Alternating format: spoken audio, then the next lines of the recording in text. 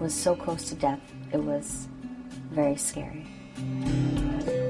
Kayla St. Pierre was only 10 years old when she lost her fingers and both legs to a potentially deadly bacteria known as Meningicoccus.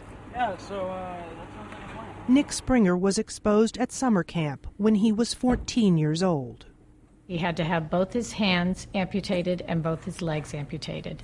We sent him away with sunblock. We put his name in all of his clothing.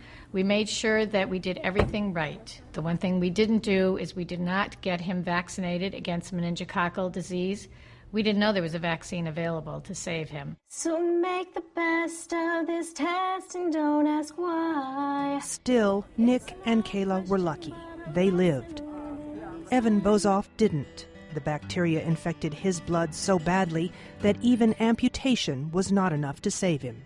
It's just a horrible disease. It's one of the few diseases that really can take a healthy person and kill them within hours. Watching our son die, watching his legs, hands, arms turn black.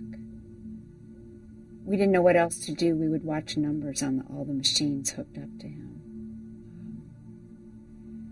Your mind can't absorb that this is your child and he's so sick and you can't do anything. Today, through videos like this, all three families fight to focus national attention on the meningococcal germ. It's more common than you might think. Maybe up to 15% of the population, particularly the young adolescent population, carries the bacteria in their nose or throat. And it doesn't necessarily cause a problem for that individual, but when they have contact with close friends, they have the potential of transmitting the bacteria to these nearby acquaintances. It's important to teach youth how to prevent the spread of the bacteria, such as not sharing water bottles, not sharing lip gloss, soda cans, cigarettes. Deep breath.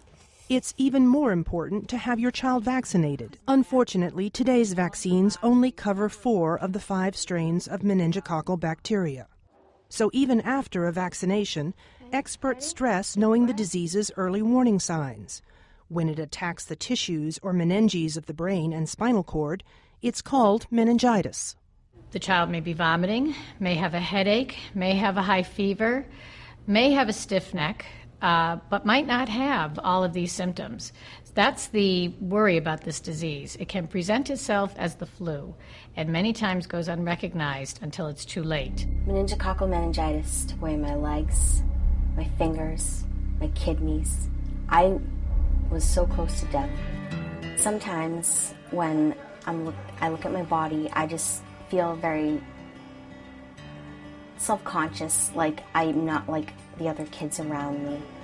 But I try to stay strong and not make a big deal out of it because at least I'm alive. So. For WebMD, I'm Sandy Lamont.